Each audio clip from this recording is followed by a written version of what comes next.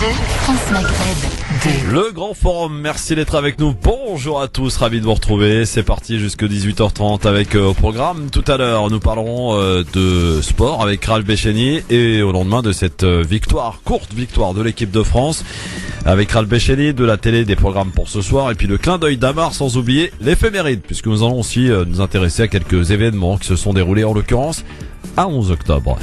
C'est parti pour le grand forum avec aujourd'hui, pour m'accompagner, deux imminentes personnalités de la team du grand forum, Madame Samira Karoua. Bonjour Samira. Bonjour. Comment ça va? Ça va, merci. Et puis, salam alaikum à tout le monde. Toujours coach en développement personnel et organisatrice d'événements. Ah, c'est ça. Elle fait son truc toute seule, c'est bien.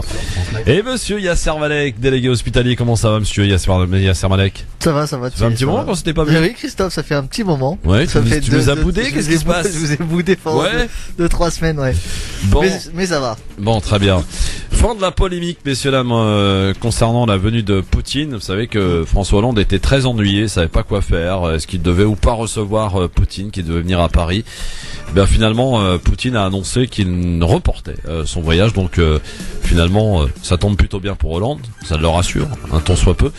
Nous parlerons et nous poserons la question après toutes ces sorties, je sais pas s'il y a un adjectif d'ailleurs pour les qualifier, de Trump, a-t-il définitivement perdu la présidence de la République? On se posera la question tout à l'heure. J'aimerais aussi qu'on parle, parce que ça on en a quasiment pas parlé dans les médias, ce qui s'est passé au Yémen ce week-end. 140 morts dans une cérémonie funéraire au Yémen. Ça c'est dû à la coalition menée par les Saoudiens. Oui. Faut-il le rappeler quand même. Et puis nous parlerons aussi évidemment du Maroc avec les élections législatives qui ont répondu à une courte victoire, un peu moins certaine que celle de 2011, du PJD qui va devoir faire des alliances. Et sachez que Abdelilah Belkiran, le Premier ministre, a été maintenu puisqu'il va briguer un second mandat. C'est le Mourad Mohamed VI qui l'a décidé ainsi hier. Voilà, nous en reparlerons de tous ces sujets avec vous, sans oublier les coups de cœur, le coup de cœur de Madame Karoua.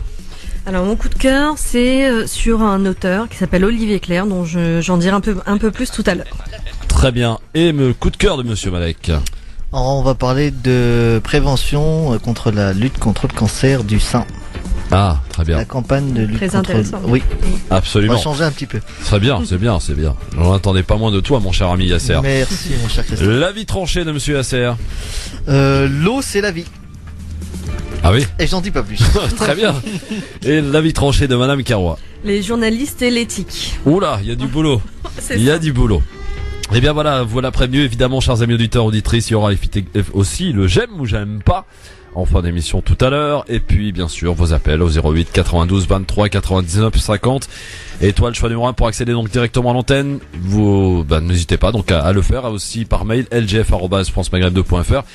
Tout comme le mobile répondeur aussi, 06 18 21 56 41. Nous voilà prévenus, le programme est complet, ma foi très sympathique. C'est parti, on commence avec le zapping. Le zapping, les meilleurs moments qu'il ne fallait pas rater à la radio, à la télé, comme sur internet. On commence par cette attaque qui est survenue ce week-end. Attaque de 4 policiers survenue donc ce week-end, samedi à Viry-Châtillon. Vous le savez bien sûr, 2 voitures ont été visées par des cocktails Molotov. La police travaille bien et vite, c'est ce qu'a rappelé hier chez nos confrères de RTL, à qui d'ailleurs nous souhaitons un bon anniversaire puisque ce sont les 50 ans de la radio. Donc sur RTL, Bernard Cazeneuve est venu réaffirmer son soutien et surtout le fait que ces sauvageons, c'est ainsi qu'il les a qualifiés, vont être rattrapés et vont devoir payer. Ils ont été confrontés à une bande de sauvageons qui ont agi avec lâcheté.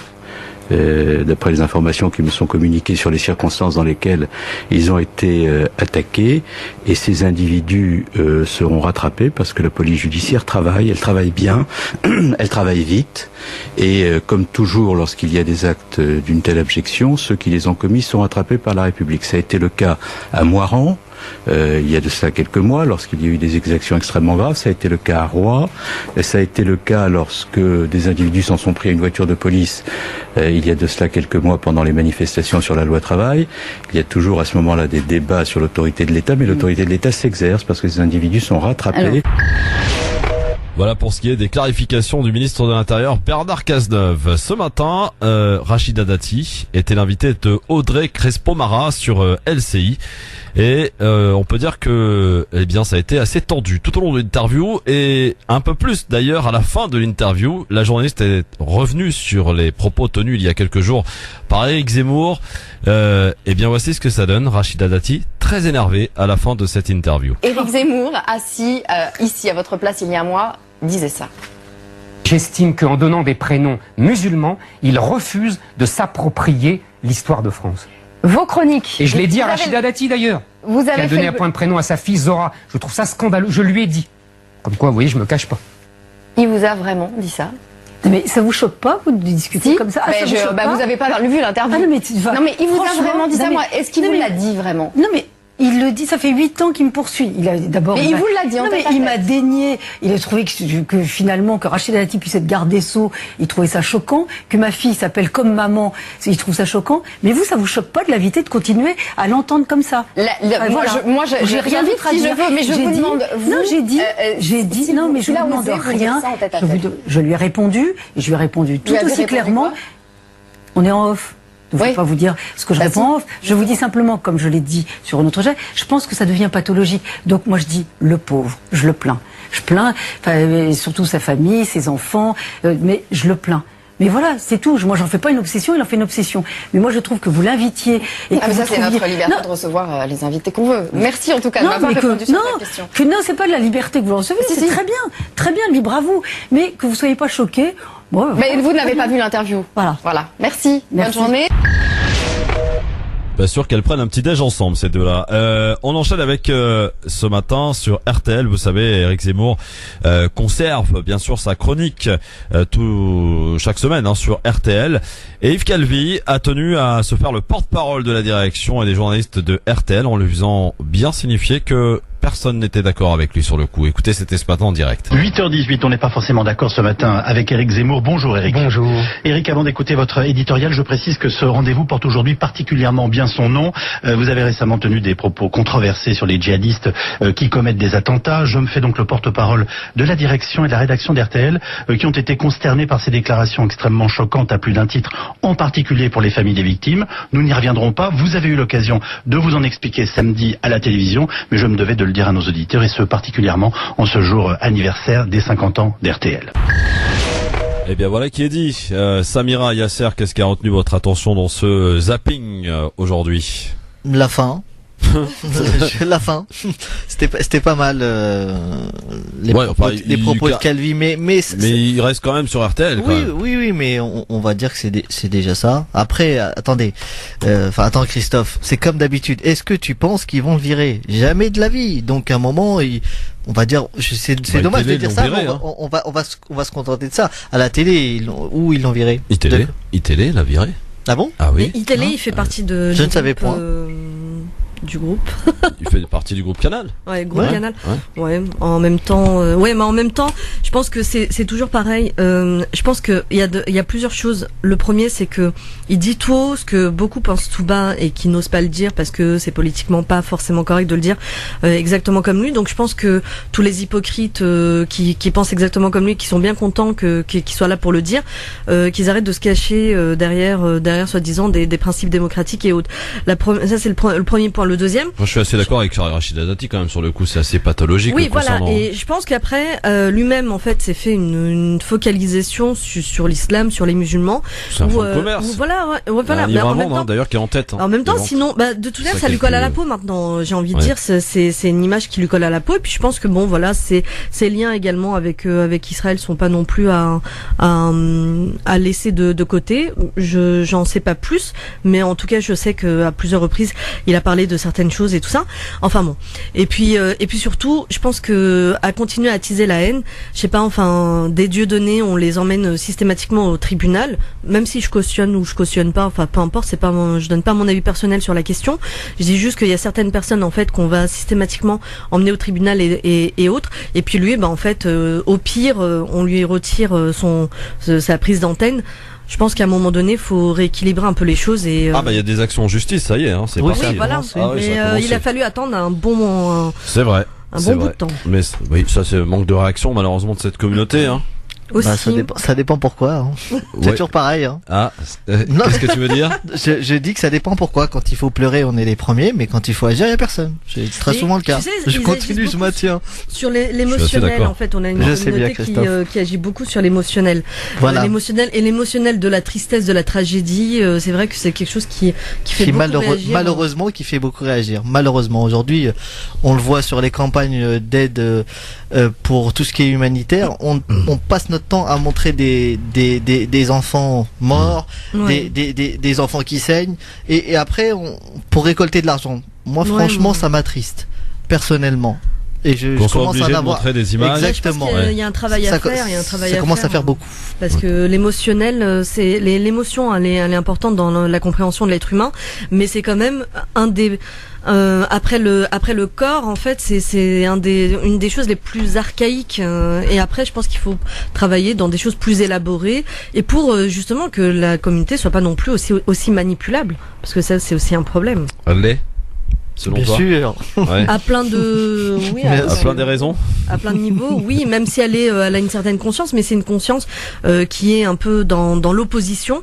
Mais en dehors de ça, qu'est-ce qu'on en fait? Puis encore une fois, comme a dit Yasser, dans les actes, est-ce qu'on a quelque chose dans la constance? Est-ce qu'on a quelque chose de construit? On a de plus en plus d'initiatives qui sont prises, mais globalement, vraiment le mouvement général, c'est un mouvement de réactivité épidermique qui pose vraiment problème. Là, par exemple, on n'a pas eu des choses pour la Syrie comme pour Gaza en 2014. Il y aurait eu en fait un mouvement comme ça, on aurait vu tout le monde dans la rue, alors que la tragédie syrienne, elle est, enfin voilà, c'est une véritable catastrophe. Et il y a pas de comparaison à faire entre enfin les machiavéliques cette crise syrienne, parce que vous avez d'un côté ces occidentaux, les médias occidentaux, les personnalités politiques occidentaux qui essaient de nous vendre que les crimes seraient commis par un seul et unique parti. Ouais, Or, la complexité du terrain indique tout le contraire, c'est-à-dire que c'est beaucoup plus vaste que ce qu'on veut bien nous faire croire. Il y a ce pays qui est aujourd'hui miné par le terrorisme, de tous les groupes de terroristes d'ailleurs qui maintenant prennent la Syrie en otage, et évidemment les Syriens. Voilà, c'est très compliqué, et c'est pour ça que pour ce qui est de Gaza, c'était plus simple dans le sens où voilà, on connaissait l'agresseur et on connaissait surtout la victime. Oui, alors, voilà, mais voilà, encore une fois, dans la dichotomie, quand on est dans une dichotomie, dans une bipolarité, on a des réactions plus massives, j'ai envie de dire. Enfin, je voudrais souhaiter une bonne fête, même si je sais pas si c'est tout à fait une fête, la Ashura pour tous les musulmans du monde, et puis également une bon Yom Kippour à toute la communauté juive, voilà, qui eux aussi goûtent aux joies du jeûne. Ils vont jeûner pendant 25 heures. Voilà, merci d'être avec nous. Le Grand Forum, c'est dans un instant. Ça arrive à tout. Le Grand Forum avec Samira Karoua, qui est toujours coach en développement personnel et organisatrice d'événements. Yasser Malek, aussi délégué hospitalier sur France Maghreb 2. Alors je voulais vous faire part d'un bon plan qui nous a été transmis par une membre de la team qui s'appelle Sabrina Artiste, que vous connaissez peut-être. Elle nous fait part d'un gala qui va s'appeler Gala Comedy Show. Gala Amana Comedy Show exactement. C'est un gala d'humoristes dont tous les fonds seront versés au projet de l'école Amana à Montpellier. Ça se passera le vendredi 28 octobre à l'espace Chevreuil Nanterre dans le 92.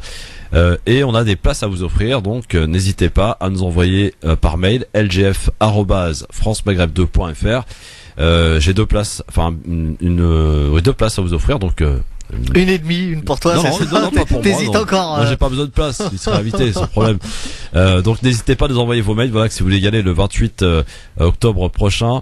Il y a beaucoup d'humoristes qui se sont réunis donc pour soutenir la même cause. Il y aura Nounours, que vous connaissez, Austin Power, le groupe Bayuso Tabako Tongo, là, Bayoussar. Tes souhaits. Voilà, merci. Voilà, il y aura également Dr Treuil. Et également pas mal d'artistes, donc plein d'autres artistes donc qui seront présents. Donc ça va être une soirée de rigolade. Donc n'hésitez pas, et c'est donc pour la bonne cause, c'est pour le projet Amana du côté de Montpellier, une école donc privé, donc Amana, du côté de Montpellier. Donc n'hésitez pas à nous envoyer par mail et je vous tiendrai au courant. Donc lgf@francemaghreb2.fr, des places à vous offrir si vous avez envie d'aller vous changer un petit peu les idées, ce qui pourrait changer. Allez, on va faire un petit tour du côté du mobile répondeur 06 18 21 56 41 24 heures sur 24. La possibilité pour vous de nous envoyer vos messages. Le moins que l'on puisse dire, c'est que Abdel d'Orléans nous a laissé ce message et lui il a regardé le match d'hier soir.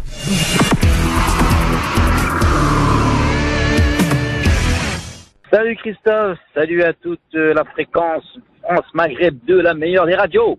Voilà Christophe, c'est Abdel d'Orléans, auditeur, auditrice. Salut à tous. Voilà, je rebondis encore sur le petit match de foot qui s'est passé hier. Ouais, j'ai eu le temps de regarder quand même, hein. On a posé les yeux dessus. Concernant les Pays-Bas et la France.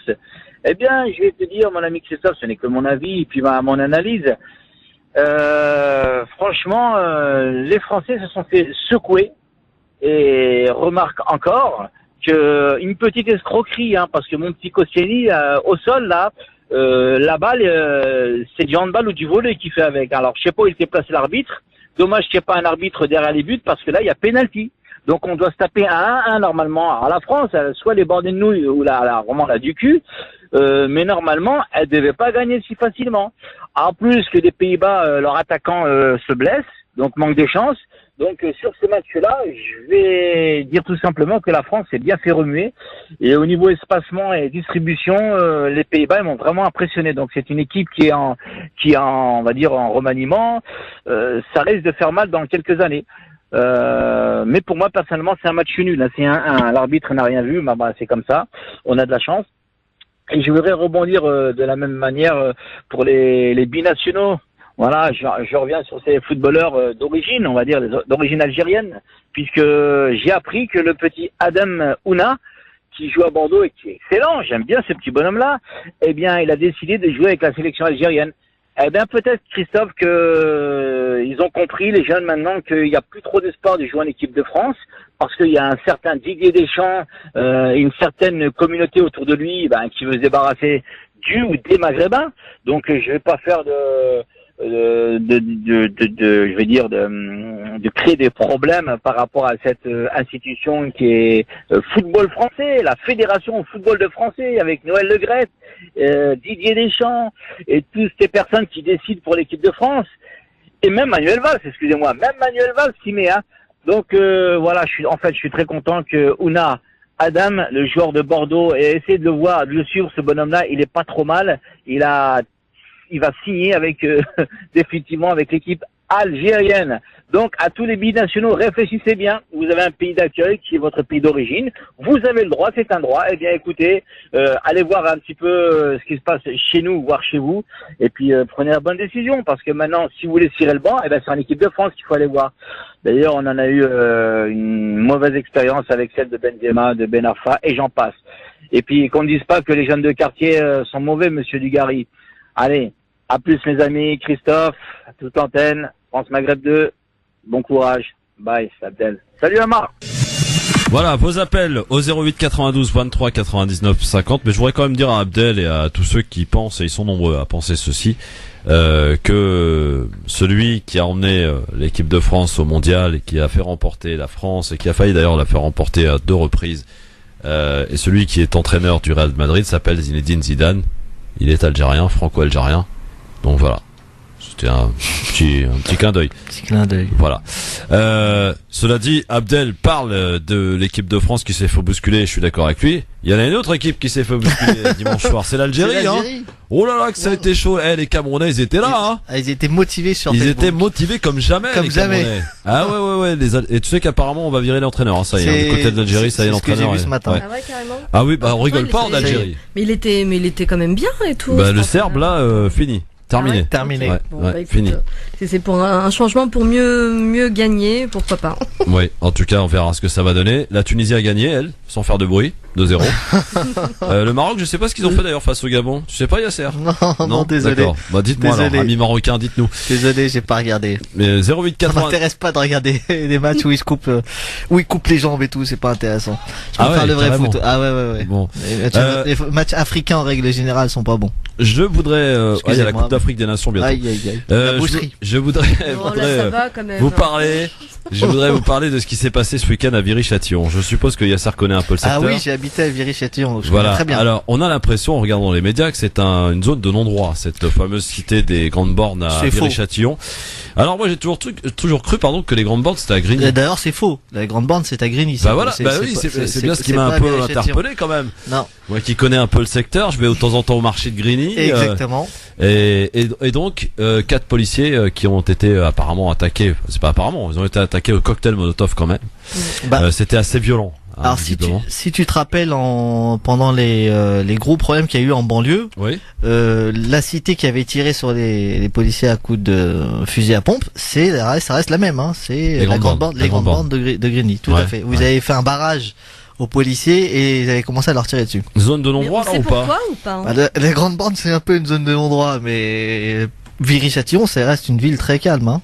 Viry-Châtillon, hein. Encore une fois, on sait pourquoi en fait, on sait le déclenchement. Oui, alors on sait pourquoi, parce qu'apparemment ils ont placé une caméra dans un carrefour stratégique pour observer, parce qu'il y a un gros problème de trafic de drogue dans le secteur visiblement. Beaucoup de cités, Et donc cette caméra a été vandalisée à plusieurs reprises. On parle aussi de carjacking qui a lieu fréquemment dans ce secteur. Et j'ai jamais vu ça par contre. Moi non plus. Excusez-moi. Je témoigne. J'ai fait 7 ans l'Essonne et. T'as peut-être pas une bonne voiture, c'est pour ça. Ah justement si. Ah bon? Ah oui, si. Genre... de toute manière, il se débrouille assez bien la nuit en catimini. Peut-être que tu passes pas des heures critiques, mon cher ami Yasser. J'habitais dans le trottoir d'en face de la Grande Borne. Vraiment, je connais cette cité. Et honnêtement, c'est comme toutes les cités, quoi. Ça se passe tranquillement. Faut pas. C'est pas non plus. Quand tu y habites, c'est pour les visiteurs en fait, ou ceux qui sont en transit. Il y a des coins qui sont beaucoup plus chauds que ceux-là. Hein. Même si Grigny c'est chaud, hein. Il y a quand même des coins qui sont beaucoup plus chauds. Ouais. En tout cas, cela dit, donc cette caméra a été vandalisée à plusieurs reprises et donc ils avaient décidé de mettre une équipe de police pour la surveiller, cette fameuse caméra. Oui, ouais, j'ai déjà vu cette pratique, ça marche et ça les déroute vraiment en fait Sauf que les flics qui surveillaient donc cette caméra ont été attaqués au cocktail Molotov quand même. Ouais, ils y vont pas avec le dos de la caméra. Ah non, carrément. Et puis en plus ils ont tenté de bloquer le policier qui était bloqué dans sa voiture, qui prenait feu donc. Ils lui ont bloqué les portes, etc. Donc ça a été vraiment d'une violence sans nom. Et en tout cas, encore une fois, la méthode est aussi à revoir. Enfin voilà, le ministère de l'Intérieur, Cazeneuve, je veux bien en fait, bien sûr que les responsables et tout ça, qu'ils soient, parce que c'est un acte très grave, donc bien sûr qu'ils soient condamnés. Maintenant, au niveau de la méthodologie, je pense qu'il y a à réfléchir pour lutter contre le trafic de drogue dans les cités. Je pense qu'il y a mieux à faire que éventuellement, en fait, ces caméras qui sont systématiquement vandalisées. Je le sais parce que j'ai déjà pu observer ce phénomène dans d'autres endroits, peut-être pas aussi violent que ça. Et c'est vrai que ça va les déchaîner parce que on s'attaque directement en fait à leur fonds de commerce qui est complètement illégal et qui de toute manière est bien sûr il faut lutter contre la drogue. Mais je pense qu'il y a d'autres circuits, enfin il y a d'autres méthodes à mettre en place que cette caméra qui est forcément vandalisée et après mettre des policiers qui peuvent être attaqués physiquement. Donc je pense qu'à un moment donné, il y a à réfléchir sur comment lutter contre la drogue plus efficacement que par ces méthodes-là. Enfin voilà, après je pose la question, j'ouvre... Alors, mon cher ami Yasser, toi qui connais bien cette cité, donc... Déjà, j'espère que le policier qui est à l'hôpital va s'en sortir. Ouais. C'est la première des choses. Ouais. Donc, pensez pour sa famille. Courage à sa famille, parce que bon, policier ou pas policier, on est d'accord, on n'est pas d'accord. Ça reste un être humain et on lui souhaite il en faut des policiers pour faire respecter l'ordre. Tout à fait. Dans ce pays. Je viens de citer, donc j'ai grandi en cité. Il y a des choses qui sont très très bonnes en cité, il y a d'autres qui le sont moins. Donc faut pas mentir aux gens, faut pas croire que les cités c'est Dallas.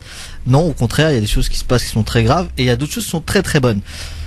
Donc maintenant Grigny et ce coin-là, ça reste quand même des coins qui sont assez connus. Donc sur le 91, ça fait partie des grosses cités. Les Tarterets. Exactement. Il y a eu des coups de feu il y a pas très longtemps d'ailleurs. Il y a eu des règlements de compte à Corbeil. Ouais, si je dis pas de je suis voisin.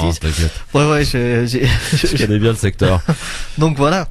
C'est la banlieue. C'est la banlieue effectivement et en même temps, comme nous disait Samira, il y a peut-être d'autres méthodes pour régler ce problème de trafic de drogue qui est très présent. On voit ce que ça donne à Marseille.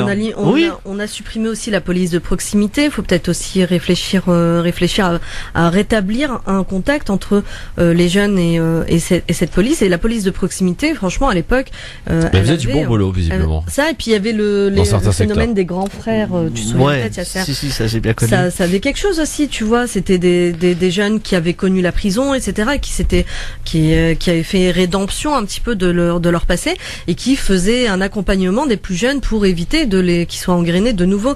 Donc je pense qu'il y a un travail de réflexion à faire. Il y a Jean-Luc Guinaud qui travaille à l'université Paris 10 Nanterre, qui a fait quelque chose en fait pour les jeunes jeunes ados en fait qui rentrent un petit peu dans la délinquance. Il a mis en place le projet Kéros. Je pourrais en parler prochainement si tu veux, Christophe, qui est extrêmement intéressant. C'est-à-dire qu'en fait il a mis un projet d'insertion avec une triangulation un petit peu entre les jeunes, les étudiants, avec le chapeautage un petit peu des professeurs et les étudiants. Donc c'est des étudiants en sociologie ou autres et tout, tu vois, qui font leur travail et qui vont permettre de réinsérer en fait ces jeunes pour leur éviter la prison, etc. Et ça a une grande efficacité. Il y a une criminalité en fait autour de l'université Paris 10 Nanterre qui était très importante, qui débordait sur l'université. Et en fait, les actes de violence, ils ont fait des recensements. Et ils ont vu que le projet Kéros avait obtenu des résultats intéressants. Donc il y a des associations qui, pour pas en citer une, mais où il y a des médecins issus des quartiers qui vont voir les jeunes. J'en connais une aussi. A2S. Par exemple, voilà. Ils vont voir les jeunes, ils vont discuter avec eux, leur parler de scolarité, de parcours professionnel. Donc il y a des choses qui sont faites. Et je redis, pour moi c'est ça qui doit être fait et non pas le reste. Le dialogue. Voilà. Et ça porte ses fruits. Et le raccrochage scolaire, c'est vrai que on parle du décrochage, et c'est vrai que c'est un des éléments de base, c'est-à-dire qu'en fait les ados rentrent très très tôt dans la vente de drogue, etc. Parce que ils quittent le collège. Et puis ils ont pas d'autres exemples. Les exemples qu'on a des gens de banlieue qui réussissent, je le redis, c'est soit des footballeurs, soit des gogoles à la télé. Excusez-moi, même si je le pense vraiment, soit des vendeurs de drogue, c'est ce qu'ils voient. Et les vendeurs de drogue, faut dire, ça ramène de l'argent, c'est-à-dire qu'ils ramènent tous les trafics d'ailleurs. Ouais, mais quand vous avez des parents, quand il y a des enfants qui ramènent des liasses de billets à la maison, les parents se posent pas des questions quand même. T'as des familles qui ont du mal à vivre. Enfin, elles ont démissionné. Il y a des parents qui travaillent quasi, je vais pas dire H24, mais t'as le père et la mère qui travaillent, donc ils sont même pas là. T'as des familles où il y a 4, 5, 6 enfants. Le plus grand va avoir 14 ans, 15 ans, il va devoir s'occuper des plus petits. Au bout d'un moment, moi-même quand je retourne et que je tourne dans les quartiers, je vois à 8h du soir, 20h, 21h, je vois des gosses de 6 ans, 7 ans dehors. Faut arrêter. Il y a une responsabilité des parents, c'est pas non plus mais en même temps, je pense que c'est pas c'est pas en culpabilisant ou quoi que ce soit. Habitants de la Grande Borne, appelez-nous, dites-nous si votre endroit. C'est une belle cité, il y a des gens très sympas à la Grande Borne. Ils ont une bonne mosquée maintenant en plus, une bonne mosquée à Grigny. Attention, mêle pas mosquée criminalité, ça y est. Je n'ai pas dit ça, j'ai juste dit qu'il y avait des gens très bien et j'ai dit qu'il y a une belle mosquée à Grigny. Non, parce que les raccourcis peuvent être très très et franchement, ils ont des imams, parce que j'allais prier là-bas. Ils ont des imams, machallah, franchement, ils sont doux, ils avaient un discours mais d'une cohérence, je vous assure, hein, ça fait partie des rares mosquées où j'entendais de telles choses, de belles choses, d'insertion, de toujours un dialogue porté sur l'activité en société. C'est un beau coin, 91. Moi, bien sûr, c'est un beau coin. Je suis d'accord, moi aussi. J'embrasse tous mes amis du 9. Il en a un paquet d'ailleurs. Absolument. En tout cas, appelez-nous, si vous êtes du côté de la Grande Borne, il y a un marché très charmant dimanche matin. On a l'impression d'ailleurs d'aller au bled quand on va au marché de comme au marché de Sarcelles. C'est ça, c'est assez fantastique et on y achète des choses pas très chères du tout et on sent cette saveur de tous les pays. Exactement. Voilà, en tout cas, j'ai faim. Faut y aller d'avance, parce que quand vous allez à 11h, 11h30, il y a plus de place, Alors c'est galère pour se garer par contre. Voilà. Alors sinon, pour passer à toute autre chose, bien entendu, chers amis auditeurs, pour parler de ce qui s'est passé au Yémen. Le Yémen, c'est un pays dont on ne parle pas et pourtant c'est un pays en guerre qui est agressé par une coalition avec en tête de cette coalition d'une dizaine de pays l'Arabie Saoudite, qui est donc frontalière d'ailleurs avec le Yémen. Lors d'une cérémonie funéraire qui avait lieu ce week-end, 140 morts. 140 morts. C'est le bilan de cette attaque donc menée par cette coalition. Je le rappelle, en tête l'Arabie Saoudite. Pourtant, pas un mot dans le média, ou quasiment pas. Les morts yéménites n'ont pas autant d'importance que les bijoux de Kim Kardashian. Que les bijoux de non mais c'est non mais c'est ça. Tu vois, je faisais même pas le lien, mais, non, mais tu vois, moi, ça me donne encore plus. Ah oui, elle a fait le buzz, quoi. Enfin, bon après, elle s'est fait voler 10 millions. Elle s'est fait voler 10 millions. Mais si, c'est grave quand même. Franchement, je m'en fous complètement. Mais bon, après c'est le déséquilibre. Tu sais qu'on parle d'un coup monté, hein. Aux États-Unis, pas ici. Aux États-Unis, parce que tu sais que sa télé. Elle a une télé, Kim Kardashian, qui fait de la télé irréalité, parce que c'est pas la télé-réalité pour moi. Et apparemment, ils sont en grosse perte de part de marché. Et aux États-Unis, il y a cette rumeur insistante qui dit qu'elle a fait, ça serait pas étonnant qu'elle ait fait un gros buzz pour refaire parler d'elle et que sa télé puisse en bénéficier. De toute manière, c'est vrai que les circonstances de ce vol sont quand même assez douteuses. C'est troublant, hein. C'est quand même, faut quand même pouvoir l'approcher, enfin savoir exactement. Ils l'ont plus qu'approché puisqu'ils l'ont baïonné dans la salle de bain. Ouais, c'est ça. Ouais. C'est ce qu'on dit. Enfin voilà. Non, mais ça c'est plus important que. Donc les morts yéménites. Voilà, les morts yéménites. Alors c'était pendant un enterrement. Un enterrement, oui. Absolument. Du coup, pendant un enterrement. Ils ont tiré. C'est vrai qu'il y a plus de respect, quoi. De rien en fait, ni les hôpitaux. Excusez-moi, c'est l'Arabie Saoudite en même temps. Est-ce qu'on est choqué? Est-ce que c'est nouveau? Non, mais en même temps, c'est pas parce que justement on s'habitue à des comportements comme ça que ça devrait justement ne plus nous choquer. Ça reste non, des justement. animaux. Voilà. Non, mais je pense qu'il y a vraiment quelque chose à. Ça embête d'ailleurs particulièrement les États-Unis parce qu'ils sont alliés évidemment des Saoudiens et ça les ennuie particulièrement cette histoire. Donc ils essaient de pas trop ébruiter de la chose et pourtant bien entendu c'est l'horreur donc qui est perpétuée depuis quelques années maintenant au Yémen. C'est vrai que personne n'en parle. C'est assez hallucinant. Du coup, et cette info, alors, elle a circulé comment? Elle a circulé sur les différents réseaux sociaux ou sur les agences de presse. Non, sur les chaînes hors de France, hein, sur les chaînes arabes. Les chaînes arabes, oui. Ah oui, aussi. Ouais. Vous avez des là, méthodes, vous avez des moyens de vous informer aujourd'hui qui sont heureusement autres que BFM TV. Oui, voilà, faut changer. Voilà, faut un peu changer la 15 et de la disque dur, hein, la 15, la 16, même la 26 et la 27. Oui, hein. même la 1, la 2. Voilà, c'est ça. Tout d'ailleurs, exactement. Donc le Yémen, si vous souhaitez également nous en parler, vous n'hésitez pas sur France Maghreb 2. Alors, avant de passer à vos avis tranchés dans un instant, tranquillement sur France Maghreb 2, je voulais aussi vous parler, bien sûr, de la fin de la polémique sur la visite en France du président russe. Oui. Déplacement de Poutine programmé dans 8 jours. Paris avait publiquement affiché son embarras après le veto russe à l'ONU dans le contexte de bombardements quotidiens des populations civiles donc d'Alep, alors ce que beaucoup disent par le régime syrien, mais là encore faut apporter des nuances. C'est le régime syrien appuyé par la Russie qui récupère des quartiers d'Alep occupés par des terroristes ou certains qualifient de rebelles. Bien ce midi en tout cas, fini les interrogations, finalement la visite est reportée. C'est l'information qui est venue de Paris avant d'être confirmée par le Kremlin. Donc voilà pour cette information qui met fin à une polémique pour l'instant parce que qui dit reporté, il va forcément venir un jour, hein, et il devait venir d'ailleurs pour inaugurer une église orthodoxe. Voilà. Et c'est pour ça d'ailleurs qu'il n'est pas venu parce qu'on lui a dit qu'on voulait parler de Syrie. On va éviter tout ce qui est culte et on va vous questionner que sur la Syrie et on va ne parler que de ça. Ouais, mais et alors, donc il n'a pas apprécié du tout. Mais il n'a pas apprécié que la France se place aussi comme leader du mouvement de la paix, peut-être également en Syrie, alors qu'en fait ils ont participé également à ce conflit.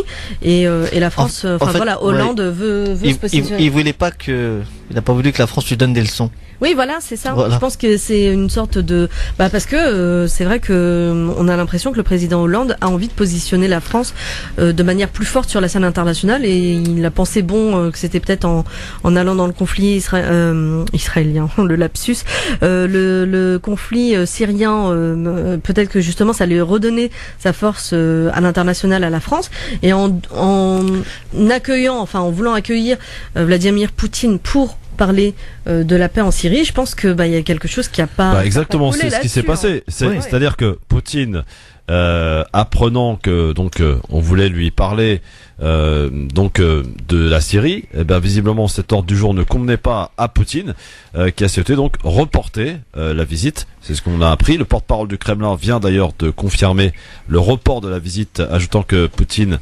rencontrera le président français quand celui-ci sera prêt. Voilà, autant dire que c'est lui qui mène la barque. Donc c'est une visite quand même qui était prévue de longue date. Hein. Après, il y a un point important, c'est que la France a dit et répète que les Russes sont coupables. Et ils ont dit qu'ils veulent que le tribunal international fasse traduire la Russie, ils veulent traduire la Russie devant les tribunaux et leur faire payer. Alors que les Russes, pour eux, il y a toujours déjà, ils ont le droit de veto, donc même s'ils la font voter à l'ONU, ils vont encore l'utiliser, donc ça va être un peu le bordel. Et de l'autre côté, c'est la Russie, même la Syrie, n'ont jamais reconnu ces tribunaux. Donc, il y a ce jeu en fait de pression sur ce conflit.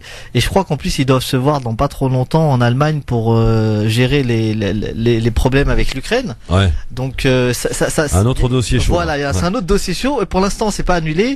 Le rendez-vous n'est pas annulé, mais on ne sait jamais avec. Alors vous savez quand est-ce qu'elle risque d'être reportée cette visite? Devinez quoi? Pendant une période où les politiques français auront d'autres chats à fouetter.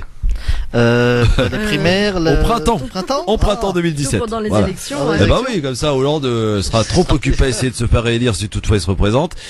Et puis les autres pareil. Donc Poutine comme ça sera tranquille et pourra faire ce qu'il veut.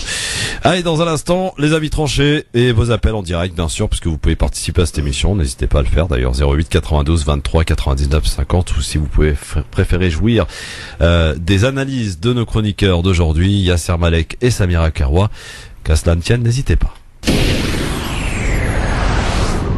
France Maghreb 2, France Maghreb 2. Et un bon début de soirée à tous et un bon jeûne en ce jour de Ashura pour tous les musulmans bien sûr, qui jeûnent pour beaucoup d'ailleurs. Pas pour tout le monde mais pour beaucoup. Voilà.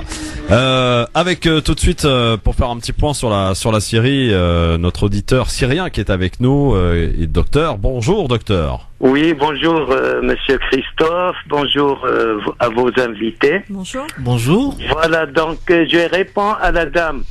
Là, elle s'est posée juste pour éclaircir les choses. Comment on a su les 140 malheureux civils assassinés à Sanaa, au Yémen, par la coalition arabo-sunnite dirigée par l'Arabie saoudite et l'aval des États-Unis. En fait, juste, elle peut voir vite Russia Today en arabe, en anglais, ou carrément nos chaînes de télé I24 News, monsieur Paul Amar, là, qui la dirige, ou iTélé. Donc, le porte-parole des Américains, des États-Unis, des Affaires étrangères vient de dire hier dans la nuit que la carte blanche n'est pas définitive à l'Arabie saoudite et il veut une enquête pour mener ces frappes au Yémen. Ça, c'est pour la question qui s'est été posée, comment on a su. Mais il y a d'autres chats à fouetter actuellement, donc d'en parler. Concernant la Syrie, je reviens vite. Actuellement, il faut voir il y a monsieur Poutine et monsieur Erdogan sont ensemble, bon, dans un truc d'énergie. Oui, ils ont scellé quelques accords économiques. 100 milliards, monsieur Christophe. Ah oui. C'est pas des moindres. Avant qu'ils abattent les Turcs, l'avion russe, c'était 35. Après, c'est diminué à 22 milliards là. Ça va passer à 100 milliards. C'est-à-dire, les deux vont s'asseoir sur le boycott des Occidentaux, des malheureux, que ce soit pour la Russie ou la Turquie. Et avec, actuellement, des coups de téléphone discrets et gentils entre monsieur Bachar el-Assad, le président syrien, et Erdogan. Hein. Et ça, sur le dos des Kurdes. On en a parlé. Sur le dos des Kurdes, que les Turcs, ils ont peur. Alors on se demande pourquoi les oppositions syriennes et le pouvoir à Damas, ils sont toujours en désaccord sur quoi? Vu que même monsieur de Mistura, il a dit pas de question d'accepter de nouvelles négociations sans la présence de toutes les composantes kurdes, les Kurdes syriens à Genève. Ça, c'est que les gens...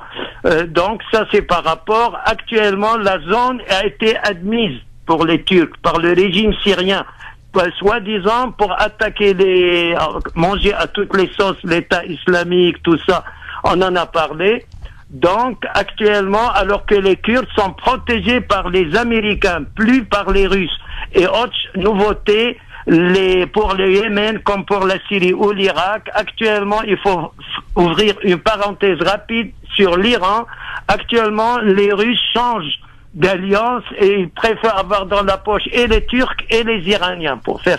Alors, concernant la France, c'est normal. On en a discuté longuement, Monsieur Christophe. Rappelez-vous, vos invités étaient pas là il y a 5 à 6 ans. Au début de la guerre en Syrie, la France a abandonné en 46 le général Charles de Gaulle dans le gouvernement de coalition. Il a refusé l'infrastructure. C'est les Anglais qui ont chassé en mai 45 les Français avec les Bédouins de Damas en mai 45, en même temps que les affaires, enfin qui n'a rien à voir avec mai 45 en Algérie. Donc, mais il a dit voyez avec les Anglais ont refusé et c'est là que le premier secrétaire du Parti communiste français qui était copain avec Élie Khoury, il lui a dit va voir Staline. Et le Parlement à Damas, comme la 4e République française, il y avait 15 partis, ils n'étaient pas tous d'accord, et c'était la droite qui gouvernait. Et ils sont partis aller voir Staline. D'où la France actuellement de son devoir d'aller aider pour un arrangement en Syrie, que soit la droite ou la gauche. D'où même la division des classes politiques françaises concernant les minorités en Syrie. Ça, tout le monde le sait. Monsieur Fillon n'a pas le même point de vue que Monsieur Sarkozy, ainsi de suite. Mais actuellement, la diplomatie française, c'est normal qu'ils s'en occupent un peu pour arrêter le sang en Syrie. Voilà à peu près les choses. Oui, mais le problème, docteur, il y a quand même un léger problème dans ce que vous dites. Oui. Vous avez bien dit essai. Mais la diplomatie française est tellement mise à mal depuis de nombreuses années maintenant, et qu'aujourd'hui on peut même dire qu'il n'y a plus de diplomatie française. Dommage, il n'y a plus de respect de la France dans le monde, parce que et cela n'empêche pas qu'on soit le pays le plus guerrier au monde, en étant présent dans 7 conflits à travers le monde. Oui, parce que c'est ce qui fait de nous une cible évidemment potentielle. Du terrorisme en France. Donc aujourd'hui, on s'étonne pourquoi la France. C'est malheureux à le dire. Après, on va mettre le chapeau sur les autres. D'où l'intérêt de toutes les minorités en France. Je reviens vers la France, de rester encore neutre, ne pas rentrer dans des conflits qui les dépassent. Vous venez de le dire, Monsieur Mami, avant Monsieur Khaled, le Lion de l'Africain, tout ça, on en a analysé actuellement. C'est-à-dire, par exemple, on prend le cas syrien. Le cas syrien, la France a fait diamétralement 180 degrés de protéger les maronites, les catholiques, les druzes, toutes ces minorités. Et actuellement, elle va protéger, pas pour aimer les sunnites, les pauvres, elle protège les sunnites, tant mieux. Mais il faut qu'elle soit neutre entre les gens. C'est De Gaulle qui a créé en 1935 l'État syrien qui n'a jamais existé. C'était le Levant Cham au départ des Turcs de Syrie. Voilà, donc c'est actuellement la France comme elle a des devoirs, des droits, ainsi de suite, mais elle a trop traîné, même cette fois-ci, pour essayer. Donc après, les gens, ils vont pleurnicher. Mais non, vous voyez ce que je vais vous dire. Actuellement, il faut qu'elle reste neutre, parce que même Monsieur Fillon, il est pour un rapprochement avec le président russe Poutine, alors que c'était pas le point de vue de Monsieur, comment s'appelle, l'ancien président Sarkozy.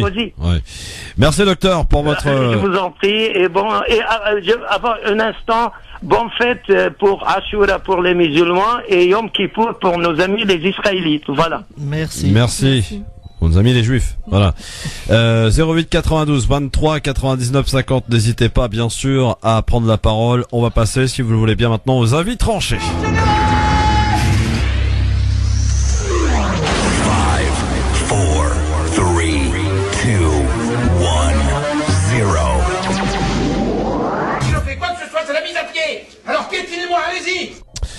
Avec, pour commencer, galanterie oblige, mon cher ami Yasser, tu vas pas me contredire, on va laisser place à Samira Karoua pour son avis tranché. Eh bien, merci. Et donc, pour mon avis tranché d'aujourd'hui, a pour titre les journalistes et l'éthique. Et donc, en fait, je commencerai tout d'abord par un fait d'actualité qui s'est passé sur M6, l'émission Dossier tabou de Bernard de la Villardière, qui est passée il y a quelques jours déjà. Et voilà, donc en fait mon avis tranché concerne le métier de journaliste. Le métier de journaliste et un petit peu les missions qu'ils doivent accomplir. Partant de cette émission, je focaliserai juste sur un aspect, c'est l'altercation qu'on a pu voir entre Bernard de la Villardière et les jeunes de Sevran, avec la version diffusée sur M6, qui a fait beaucoup polémiquer, écrire voilà dans différents journaux, et ça a été repris, et notamment BuzzFeed qui lui a donné la parole en fait aux jeunes de Sevran qui ont été interloqués par ce qui a été diffusé, parce que on le voit dans la vidéo, dans cette émission, une partie a été coupée, et quand on voit en fait l'intégralité de cette vidéo, on peut se poser des questions sur les intentions de Bernard de la Villardière à vouloir présenter cette partie comme il l'a fait, en accusant donc en fait il s'est présenté voilà directement avec son caméraman pour filmer devant une des mosquées avec un imam où on sait pas trop en fait qui c'était, parce que du coup les jeunes l'ont pas reconnu comme tel, et se sont approchés, alors même si ils avaient une attitude, ils l'ont reconnu pas forcément dès le début très accueillante non plus, mais ils se sont expliqués en disant qu'on était venu déjà en fait Bernard de la Villardière ne s'est pas présenté. Alors non pas que ce quartier leur appartienne, mais bon, les jeunes étaient aux alentours. On sait très bien, enfin des études ont été déjà menées par le passé. Des journalistes prenaient le temps en fait de prendre contact avec les habitants des quartiers pour faire un reportage. Là, il a commencé à filmer directement, et au vu de la teneur de cette émission et qui tournait également sur le thème de l'islam, justement en fait c'était pour stigmatiser, ça, en tout cas ça a eu cet effet, ça a eu l'effet de stigmatiser Sevran comme étant un terreau un peu de l'islamisme, et ces jeunes ont contredit la version officielle, notamment donc un jeune Ousmane de 33 ans qui explique lorsqu'on a vu les 3 caméramans et l'animateur devant le propriétaire de la mosquée, donc c'était le propriétaire et non pas l'imam, on est allé les voir pour les saluer, pour avoir des précisions sur les motifs du reportage. On s'est demandé qui était cet imam qui n'avait jamais mis les pieds à Sevran, sauf qu'aucun des journalistes n'a répondu à nos bonjours. La Villardière a simplement ignoré nos questions et a dit à son équipe c'est bon, on tourne. Donc voilà, en fait il y a tout un tas d'attitudes, je reviendrai pas, je vais pas faire le procès de Bernard de la Villardière ni des jeunes ici même, mais c'est juste en fait sur finalement les finalités du journalisme et la question de quel est le lien qu'on peut maintenir notamment par rapport à l'éthique. Et je rebondirai en fait sur un élément qui voilà ma propre vision. Quand j'étais enfant, pour moi, le métier de journaliste était extrêmement intéressant. Pour moi, ça me paraissait vraiment génial, enthousiasmant.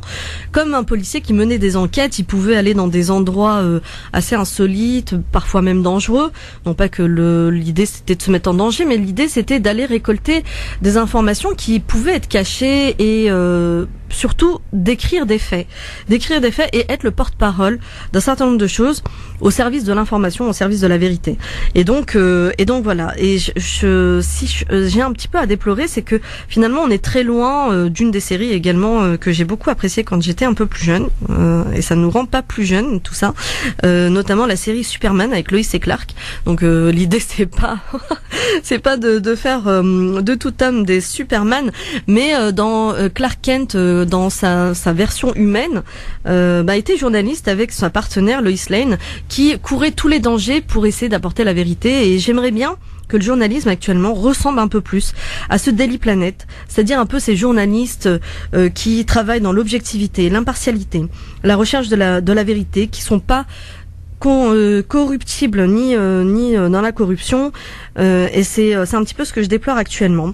Et donc j'aimerais rappeler que le métier de journaliste se doit de se mettre au service justement de d'approcher au plus près de la vérité, du moins de décrire des faits le plus objectivement possible.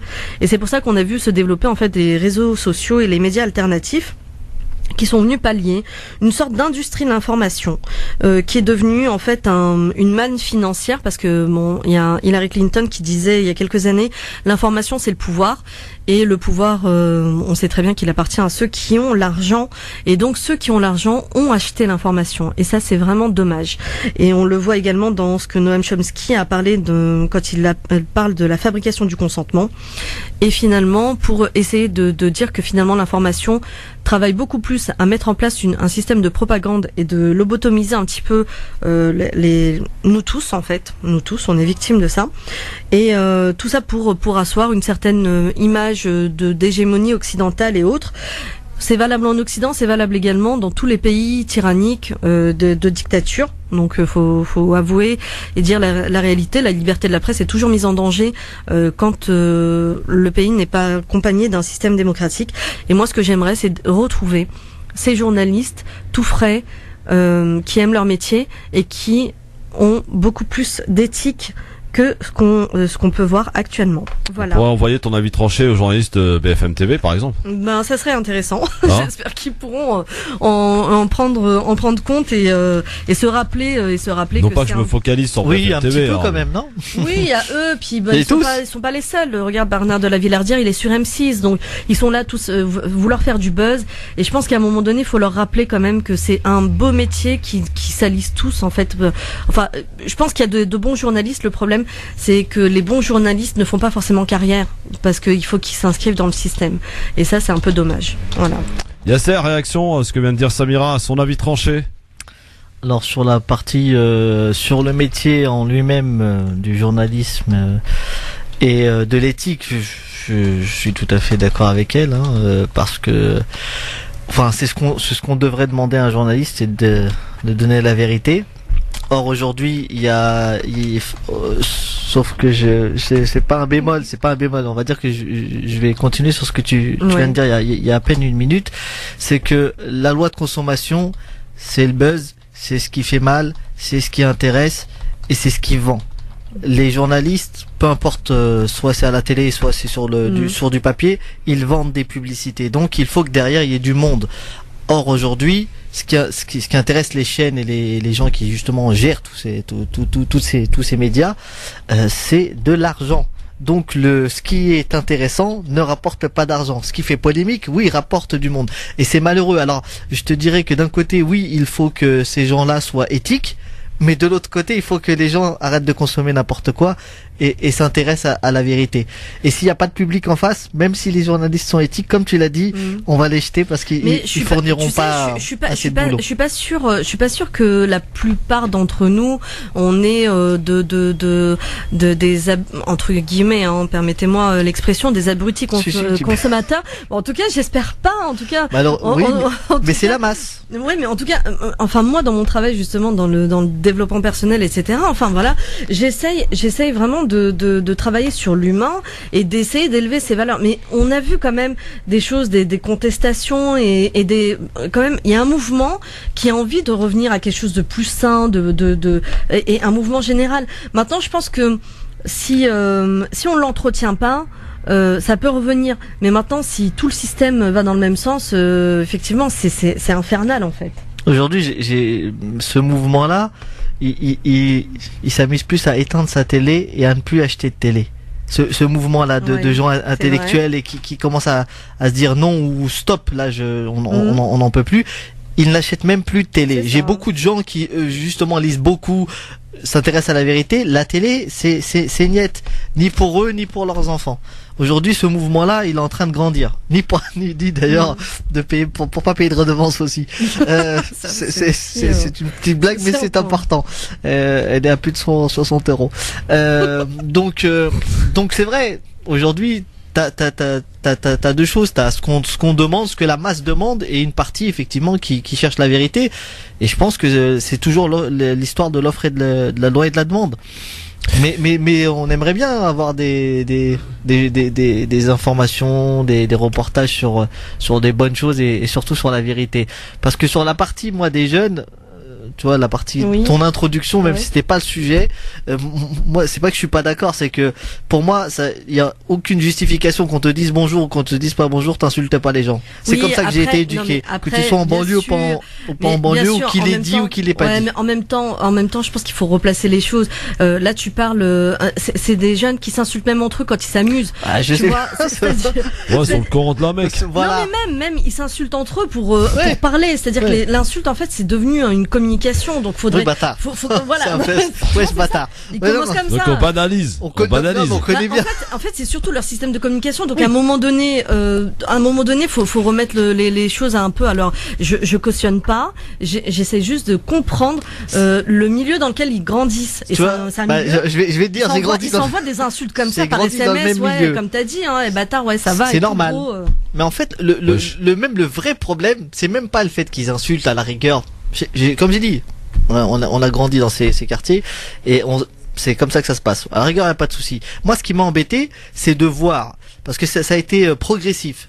D'abord, ces jeunes-là ont envoyé un post sur Facebook en disant attention, on a une vidéo qui contre tout ce qui a été dit dans ce reportage-là. Là, ça a fait du buzz. Vous avez vu, ils ont menti. Ça a commencé comme ça. Ouais. Ensuite, c'est hop, je balance la vidéo. Mais quand tu regardes la vidéo, tu vois juste des mecs qui insultent d'autres mecs. C'est tout ce que tu vois. Il y a pas grand chose. Je vais te défoncer. Non, mais il y a quand même Bernard de la Villardière qui dit à un moment donné, je suis en France, je suis dans mon pays et tout. Implicitement, ça veut dire que les autres ne le sont pas, etc. Mais pas de problème. Je vais vous mettre d'accord. Oui. Bernard de la Villardière n'avait pas à faire cette sortie. Oui. Comme les jeunes n'avaient pas à se comporter comme étant les flics du quartier. C'est pour ça que j'ai dit que je me faisais pas. Mais maintenant, c'est un peu gênant de voir quand même que le soi-disant ce fameux propriétaire qui se faisait passer pour le propriétaire de cette mosquée n'avait jamais mis les pieds dans cette mosquée. Mais bon, il l'a présenté comme un imam en plus. Non, c'est un local. Et c'est vrai qu'on parlait de quartier chaud, Sevran en est un. Bien sûr. Mais on nous l'a fait passer comme plutôt pas forcément un quartier chaud miné par la drogue, ce qui est la réalité. C'est la réalité. Mais miné par l'islamisme radical. Avec des petites filles voilées à 4 ans dans une école, n'importe quoi. Oui, mais... J'ai organisé un événement sur l'art et l'éthique en 2014 et il y avait Diane Sophie Girin qui est professeure de sociologie et qui était venue en fait et qui a parlé en fait de l'art. Donc on avait l'impression que ça avait rien à voir avec ce que je vais vous dire, mais en fait c'était l'art après ce qu'on a appelé les émeutes de Clichy-sous-Bois après après la mort de Bouna Ziad, paix à leur âme. Et en fait, ce qui était super intéressant, c'est qu'elle avait rappelé quelque chose sur le fait journalistique et que les journalistes à l'époque, quand ils essayaient d'aller dans quand ils allaient dans une cité pour faire un reportage, ils faisaient en sorte de se faire introduire par les personnes, parce que ça fonctionne un petit peu comme le côté un peu tribal. On l'a dit, c'est territorial, etc., etc. Est-ce que ça veut dire que c'est pas la République? C'est n'importe quoi de commencer à extrapoler, de commencer à dire c'est pas la République et ceci, cela. Il y a des milieux, des milieux VIP, et des bourgeois français où nous aussi on rentre pas comme ça. Il faut avoir le code, il faut avoir les codes et tout ça pour rentrer dans certains milieux. Là, la drogue elle rentre dans ce milieu. La drogue dans le 16e, elle circule bien. C'est un dialogue universel, international. Ça passe partout, c'est sans frontières. C'est pas que du shit. Ouais, en plus. D'ailleurs, je dis bonjour à ma famille de Sevran, tiens. Moi aussi. Voilà. Mais donc, ce qui était super intéressant, c'était ce qu'elle disait, c'était qu'à un moment donné, les journalistes prenaient la peine de travailler un climat de confiance avec certains, et ils étaient introduits, et après ils faisaient de super reportages. Tu vois. Non, mais c'est après. Je pense que là, de venir en force comme ça, c'est comme je dis, de la Villardière à ses torts. Mais notre communauté a pris cette vidéo-là comme la vidéo qui allait laver leur honneur. Arrêtez vos conneries. Réveillez-vous. On voit bien que les insultes, elles y sont toujours. Exactement. Donc je me rappelle ce bon plan, vous qui avez envie de rigoler un peu, de changer bien sûr d'univers. Cette soirée humour, c'est un gala d'humoristes, donc ça s'appelle Gala Amana Comédie, pardon. C'est un gala d'humoristes dont tous les fonds seront versés au projet d'école Amana à Montpellier. Ça se passe le 28 octobre, donc vendredi 28 octobre à l'espace Chevreuil à Nanterre dans le 92, oui c'est ça. On a des places à vous offrir, j'en ai 2 là pour aujourd'hui, donc par mail lgf@francepagreb2.fr. Beaucoup d'humoristes qui se sont réunis donc pour soutenir la même cause. Nounours notamment, Austin Power, le groupe Bayou Sagatombo, qui est vraiment pas mal du tout, faut aller les voir. Auria les œufs verts, Dr Trey, mais aussi Safe You, et pas mal d'autres artistes bien sûr qui seront présents. Il y aura une Ombra à gagner ce soir-là, nous dit-on. Le prix de l'entrée est 19 € par personne, et donc j'ai 2 places à vous offrir si vous voulez maintenant. Une réservation, je vous donne quand même le numéro de téléphone, ça peut servir quand même pour ceux que ça intéresse. 06 17 07 40 20. Donc voilà, n'hésitez pas à participer, vous envoyez votre nom et votre prénom ainsi que la personne qui vous accompagne par mail lgf@francemaghreb2.fr. Voilà. On va passer maintenant, après celui de Samira, à un autre sujet qui n'a rien à voir, monsieur Yasser Malek pour son avis tranché. Non, on va se calmer. Alors, moi j'aimerais vous faire part d'une étude très intéressante de l'Institut Pasteur, de l'unité de génétique mycobactérienne, alors qui va vous parler en fait d'eau. Alors, saviez-vous que un verre d'eau enlève la sensation de faim pendant la nuit pour presque 100% des personnes qui sont au régime. Le manque d'eau est le facteur numéro 1 de la cause de fatigue pendant la journée. Des études préalables indiquent que 8 à 10 verres d'eau par jour pourraient soulager significativement les douleurs de dos et d'articulation pour 80% des personnes qui souffrent de ces maux. Une simple réduction de 2% d'eau dans le corps peut provoquer une incohérence de la mémoire à court terme, des problèmes avec les mathématiques, une difficulté de concentration devant un ordinateur ou devant une page imprimée. Boire 5 verres d'eau par jour diminue le risque de cancer du côlon de 45% et peut diminuer le risque de cancer du sein de 79% et de 50% pour la probabilité du cancer de la vessie. Donc, chères auditrices et chers auditeurs, ma deuxième question va être: est-ce que vous buvez assez d'eau quotidiennement par jour? Pour terminer, je vous dirais qu'il y a des périodes appropriées pour consommer l'eau. Je vois que Christophe est en train de boire. C'est bien.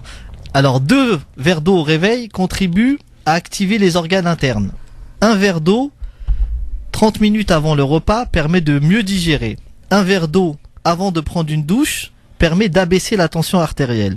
Un verre d'eau avant d'aller au lit permet d'éviter les attaques et les crises cardiaques. Alors vous allez me dire où je veux en venir avec cette apologie de l'eau. Oui. Eh bien, malgré ces bienfaits, l'eau potable reste encore inaccessible à près de 3 milliards d'individus. Et pourtant, c'est un droit pour l'être humain. Donc, consommez, mais pensez à ceux qui ne consomment pas et donc ne gaspillez pas. Merci.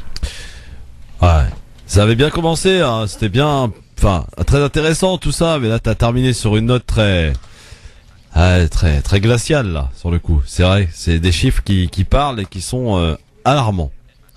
C'est génial d'un côté parce que on voit d'un côté en fait que l'eau permet, et donc on a une preuve que la manière dont on se nourrit et la manière dont ce qu'on donne à notre corps en fait contribue à la bonne santé ou non. Donc là en fait avec des rituels de verre d'eau à certains moments ça contribue à la bonne santé. Et puis oui, t'as fini Yasser sur encore une fois un constat dramatique qui est qu'encore une fois on est quand même on est quand même bien fournis des privilégiés. Des privilégiés, excusez-moi, j'avais plus le mot, des privilégiés ici en Occident, ouais. avoir l'accès à l'eau potable, l'eau en bouteille, toutes sortes d'eau, mais même dans le lavabo, hein, bien sûr, on gaspille, hein. Eau potable, hein. Quand tu te brosses tes dents, tu uses au moins 3 litres d'eau. Exactement, quand tu fais tes ablutions. Ouais, là, n'en parlons même pas. Voilà. En fait, le prophète sallam avait même demandé d'économiser l'eau, même d'une rivière qui coule en fait. C'était marrant parce que on se dit tu peux pas tarir la rivière, mais c'est l'idée de préserver en fait la planète. C'était un des conseils les plus écolos. Il y a déjà près de 15 siècles de ça, quoi. Par contre, il y a un truc qu'on peut pas économiser, c'est la pub. Elle arrive tout de suite. À tout de suite. France Maghreb 2, France Maghreb 2. Le Grand Forum, merci d'être avec nous en compagnie de Samira Karoua et de Yasser Malek aujourd'hui sur France Maghreb 2 pour continuer d'échanger sur l'actualité bien sûr. De temps en temps un petit peu on dérive, mais bon c'est comme ça. C'est rare. Alors, moins d'un mois avant la présidentielle américaine, donc pour les présidentielles, et leurs équipes engagées dans leur campagne après le débat de dimanche soir et les 48 heures précédentes, désastreuses pour Donald Trump. La compétition tourne donc clairement en faveur d'Hillary Clinton, tendance amplifiée d'ailleurs par la torpeur qui s'est abattue sur le clan républicain. La consigne du président de la Chambre aux élus républicains est simple: faites campagne au mieux de vos intérêts. J'ai bien dit, faites campagne au mieux de vos intérêts. Voilà ce qu'a dit le président de la Chambre des Républicains. Désormais, chacun pour soi. Donc, dans le camp de Donald Trump, il n'est pas certain que ce soit une recette pour gagner, mais c'est ce qui inquiète évidemment Donald Trump et toute sa clique. Alors, Donald Trump, dimanche soir, dans un débat où les coups bas ont fusé, s'est comporté comme dans ses meetings, employant un langage agressif qui satisfait sa base d'ailleurs, mais s'éloigne chaque jour en tout cas des principes du parti. Nous avons assisté à un suicide en direct, a tweeté un élu, inquiet pour son propre siège. Qu'allons-nous devenir? Tout ce qui apporte, en tout cas à présent pour les candidats républicains à la Chambre du Sénat, la fragilité aussi de leur situation. Lâcher Trump, c'est sans doute se priver de ses supporters acharnés. Soutenir Trump, c'est faire une croix sur une autre partie de l'électorat, en particulier donc les femmes qui décidément ont déserté le candidat, et on peut le comprendre après cette sortie peu glorieuse donc de Donald Trump. D'abord, est-ce que vous avez regardé le débat dimanche soir? Oui, le résumé. Oui. Ouais, pareil. Ça suffisait. On avait déjà en plus travaillé un débat ensemble. Oui. Je te rappelle. Le premier. Ouais, le premier, entre Hillary Clinton. Alors, ça a été encore pire, le deuxième? Ça a été que des attaques perso. Hein. Elle a achevé encore plus. La première fois. En fait, aussi, lui, elle l'a attaqué sur effectivement ses propos sexistes qui ont été dévoilés quelques temps avant. Lui après a attaqué son mari. Voilà, en disant qu'il avait commis des viols. Et il a même ramené dans le public les 4 femmes qui accusent Il y avait pas Clinton. Elle n'était pas là. Elle n'était pas là. Elle n'était pas là. Dont même une qui était mineure. Ouais. Donc Bill Clinton, il avait déjà eu un vrai scandale. Oui, Monica Lewinsky. Il était là en plus. Ouais. Hein. Ouais. Il était avec eux, donc c'était plutôt sur ça. Et écoute, après, qui c'est? Là, j'aimerais pas être américain parce que le casting, wow, pas glorieux. La peste ou le choléra, comme on dit, tu choisis. Alors la presse américaine croit savoir, elle, que des sondages réalisés pour le Parti républicain et non diffusés donnent non seulement Donald Trump perdant, mais prédisent la reconquête du Congrès par les démocrates. Alors la question que j'ai envie de vous poser à vous tous, est-ce que Donald Trump a d'ores et déjà perdu les élections américaines, selon vous? Écoute, de ce qu'on en entend ici et de l'autre côté de la Méditerranée, ça a l'air. Alors maintenant, de l'autre côté de l'océan Atlantique. L'océan Atlantique, ouais. Ah ouais, je dis la Méditerranée. Qu'est-ce qu'elle nous fait, Samira là? C'était quoi tes cours de géographie là? Explique-moi. Non, c'était le match algérien et tout. Tu vois, voilà, c'est ça. One, two, three, vive l'Algérie. L'Algérie, toujours. Voilà, c'est ça. Non, mais et vive le Maghreb United aussi.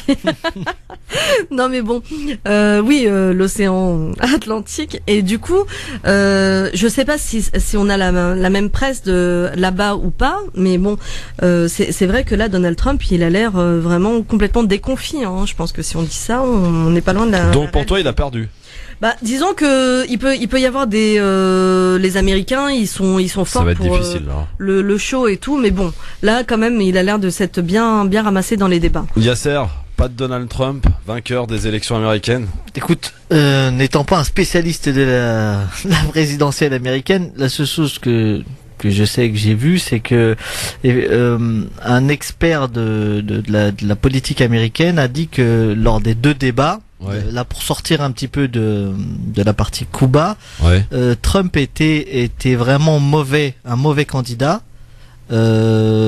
Tant pendant ses meetings, mais là devant Hillary, et que même elle s'était rabaissée à son niveau.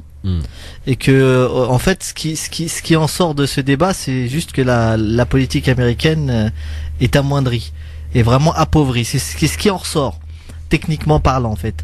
Après s'il a foiré déjà les 2 premiers, ça va être compliqué de revenir. Ouais. Mais comme j'ai dit, après entre la peste et le choléra, c'est pas parce que l'autre c'est une femme et qu'elle sourit, et que l'autre c'est plutôt une grande gueule et Ils ont élu le profil, enfin le noir américain Barack Obama, et c'est vrai que on attendait à la suite. Quelle symbolique après, une femme. Ça. Voilà. La symbolique, c'était la femme. Et en plus, Hillary Clinton, c'est vrai que elle a envie d'y être au bureau. Ah ça, pour le coup, elle a envie d'y être. Hein.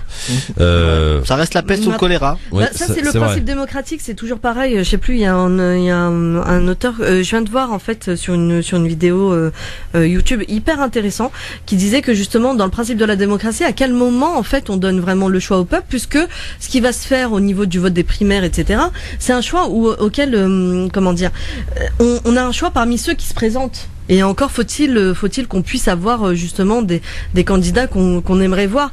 Mais les personnes, par exemple, il disait quelque chose de très juste. Il a dit que si moi j'ai quelqu'un autour de moi que je trouve super pour le poste, je sais pas, de président, s'il est pas dans ces personnes-là, oui, finalement, ça réduit considérablement la question du choix. Rien ne lui empêche de rejoindre l'appareil. Hein. Ouais, mais t'as vu le système et tout comment il est. T'as déjà vu les élections. Enfin, pour moi, pour ma part, voilà. Je trouve que le système il est bien. Enfin, il faut rentrer dans le système. Il faut être parrainé. Voilà. Il faut être parrainé, et puis il faut surtout se faire respecter dans son propre parti. Il faut, il y a plein de choses. Alors tout à l'heure, tu nous parlais du Maghreb United que tu espérais de tous tes vœux, ma chère Samira. C'est mal barré. Ce qui nous emmène quand même au Maroc, parce que on va ouvrir ce dossier.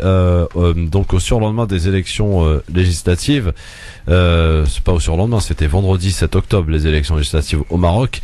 En tout cas, il dit espérer réussir dans sa mission et indique qu'il va commencer ses consultations dans les plus brefs délais. Abdelillah Belkheran, donc le secrétaire général du PJD, a été chargé hier par le roi Mohamed VI de former le prochain gouvernement. Le souverain l'a reçu au palais royal de Casablanca. Le chef du gouvernement sortant, dont la formation donc est arrivée en tête des législatives du 7 octobre, va donc devoir nouer des alliances pour disposer d'une majorité à la Chambre des représentants. Ça s'annonce difficile, comme l'explique d'ailleurs le politologue Moustapha Sey, que je propose d'écouter. C'est ce qu'il a confié à nos confrères de médias. Se présente à lui maintenant deux difficultés. C'est quelle majorité? Son parti n'a que 125 sièges et il doit arriver à une majorité absolue de 198. Première formule, la reconduite de la majorité sortante. Deuxième piste, le retrait du RNI et donc son remplacement par la formation istiklalienne de Hamid Shabab, et puis peut-être une ouverture ici ou là. Donc c'est un débat qui est posé. Il faut préciser cependant que pour ce qui est de la structure gouvernementale, nous avions un gouvernement extrêmement large de 39 membres. Et il faut espérer que ce cabinet se penche sur la question de la structure gouvernementale et d'un resserrement autour d'une quinzaine de pôles, par exemple. C'est le cas d'un certain nombre de grands pays démocratiques. Voilà pour les explications du politologue. Les consultations, les tractations politiques vont donc commencer. Sur quel bilan peut s'appuyer le chef du gouvernement sortant et quelles sont les perspectives d'un éventuel deuxième mandat de 5 ans? Moustapha Sey qui donne là aussi son avis. On ne peut pas considérer qu'il a fait montre d'une grande capacité réformatrice au vu d'un certain nombre de grands dossiers qui n'ont pas été réglés. La réforme fiscale, l'éducation, la justice, la moralisation de la vie publique, la lutte contre la corruption, etc. Son potentiel, il l'a montré pendant 5 ans. C'est pas sûr qu'un Belkheran reconduit pour 5 ans fasse montre de nouvelles disponibilités et d'un autre potentiel. En plus, il y a la question du programme économique pour la législature. C'est un programme de continuité qui, aux yeux de M. Belkheran, doit poursuivre les réformes, mais c'est la faisabilité de ces réformes et le principe de concertation qui pose problème aujourd'hui. Voilà pour le politologue, donc Moustapha Sey, chez nos confrères de Média. Alors Yasser, Samira, sur les élections législatives, victoire certes, mais victoire un peu moins prononcée qu'en 2011 pour le PJD. Oui, tout à fait, puisque là, je crois que c'est le PAM a fait, c'est une centaine de... Arrivé en deuxième position. Ouais. Alors que la première fois, il s'était fait bien laminé, comme on dit. Donc l'écart se creuse. Bon, après le spécialiste en a parlé. Le problème c'est que ils avaient fait des alliances et ces alliances sont parties un peu n'importe comment, et d'ailleurs il y a eu une dissolution du gouvernement. Donc pour retrouver la majorité, ça va être très compliqué. Ça va être une histoire là d'alliance, de calcul, de tu me laisses, je te laisse, et c'est ce qui va être le plus compliqué en fait dans les jours à venir, c'est de trouver cette majorité là. Après ce qu'ils ont fait au Maroc, ça fait 5 ans qu'ils sont là, ils ont quand même été réélus. Le bilan de Ben Kairan, Yasser. Bah après, moi c'est ce que j'en vois en allant au Maroc. Ouais, bien sûr. D'accord, donc ouais. Moi je vois juste que le pays depuis quelques années s'améliore, il y a énormément de choses qui sont faites, il y a beaucoup de constructions, d'infrastructures, il y a des grands projets notamment solaires au niveau du Sahara. Il y a énormément de choses qui sont faites au niveau des ports, parce que il y a la COP22 bientôt, hein. Oui, bientôt, voilà, au aussi, Maroc. Exactement. Donc moi les mosquées propres, c'est au Maroc aussi. Écoute, les mosquées propres, dans quel sens tu parles? Environnemental. Ah d'accord, ok, écologique. Ah ok, d'accord. Je croyais que c'était dans le contenu. Parce que dans le contenu, on peut en discuter là. Non. T'as pas trop le droit de dire ce que tu veux. Donc non, il y a de très bonnes, il y a de très bonnes choses au Maroc et il y a aussi de très mauvaises choses. Après, il y a eu un élément que j'ai relevé dans la presse. Alors, je sais pas si c'est justement ce qu'on a envie de dire ici par rapport à ce qui se passe là-bas, mais que le PJD aurait eu des interdictions de meetings et des achats enfin voilà, il y aurait eu des dénonciations pour des meetings qui n'auraient pas pu avoir lieu, et même des achats de vote. Et donc ça serait une campagne électorale qui se serait passée avec, dit Le Monde, de sérieuses interrogations sur l'orientation politique du royaume. Alors moi je sais pas trop. Peut-être que Yasser peut nous orienter là-dessus. Ouais. Écoute, je vais pas pouvoir t'orienter plus que ça. Je peux te dire que... Alors quand on dit que la presse française parle d'une formation islamiste, ça me fait rigoler. C'est une formation musulmane, on va dire, peut-être. Ouais. Mais en tout cas, déjà dans le nom PJD, il y a rien qui laisse transparaître. J'ai vu une élue du PJD qui ne porte pas le voile. Hein, donc, oui, voilà. donc c'est comme ça, c'est ce qu'on veut en faire. Tu sais, on veut faire peur. Alors les relations de Ben Kairan avec le roi, on dit qu'elles étaient pas bonnes. C'était ça dont j'allais te parler, parce qu'en fait, il a plus ou moins taclé en direct les gens qui sont autour du roi. Ouais. Et ça s'est très très mal passé. Je pense que d'ailleurs il aurait voulu que ce ne soit pas lui et que ce soit pas son parti qui. Et pourquoi il a pas pris quelqu'un d'autre alors?